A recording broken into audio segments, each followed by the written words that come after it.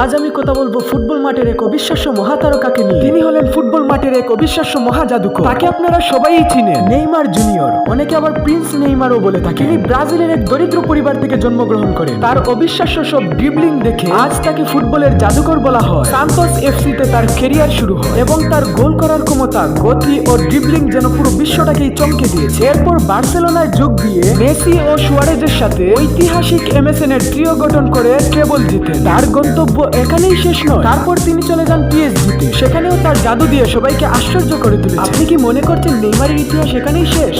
না, আরো রয়েছে। এবং এরপর তিনি চলে যান সৌদি আরবের আল হিলাল ক্লাব, কিন্তু দুর্ভাগ্যবশত তিনি সেখানে তার পারফরমেন্স দেখাতে পারেন, কারণ ইনজুরি যেন তার সামনে দেয়াল হয়ে দাঁড়িয়েছিল। তারপর তিনি তার প্রথম ক্লাব সান্তোসে ফিরে যান। আজ তিনি কার্লো আনচেলত্তির দল ব্রাজিলের হয়ে তিনি বিশ্বকাপে ডাক পেয়েছেন, কিন্তু দুর্ভাগ্যজনক ইনজুরি তাকে টুর্নামেন্টের প্রথম ম্যাচেই বেঞ্চে বসিয়ে রাখে। নেইমারকে বিশ্বসেরা হতে ইনজুরি তাকে সবচেয়ে বেশি বাধাগ্রস্ত করেছে। এরপরেও তিনি ফুটবলের রাজকীয় মুকুট তার মাথায় পড়ে আছে। এবার বুঝে নাও, ইনজুরি যদি না হতো ফার কে রাখ দেতা সব কুছ। এবং নেইমারকে নিয়ে যদি তোমার কোনো মন্তব্য থাকে তাহলে কমেন্ট বক্সে অবশ্যই জানিয়ে যাবেন। এত সুন্দর ভিডিও পেতে আপনি কি সাবস্ক্রাইব করবেন না? আর নেইমারের এই ভিডিওটি যাদের কাছে ভালো লেগেছে তারা লাইক, কমেন্ট, শেয়ার অবশ্যই করবে। এবং পরবর্তী ভিডিও যদি আপনি মেসিকে নিয়ে চান অবশ্যই কমেন্ট বক্সে জানিয়ে যাবেন।